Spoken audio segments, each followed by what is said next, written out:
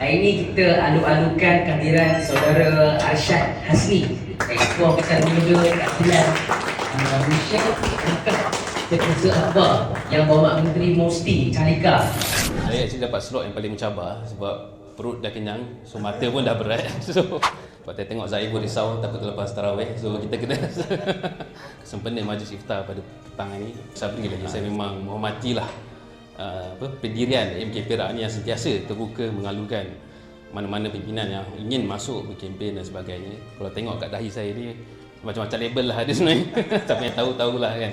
Kita seronok tengok pembangkang sekarang ni nampak macam sangat lemah. Bila kita tengok berbahaju parlimen, PMX pun dengan mudah mematahkan.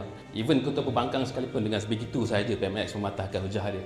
Satu alternatif yang pihak pembangkang boleh mainkan adalah isu perkauman.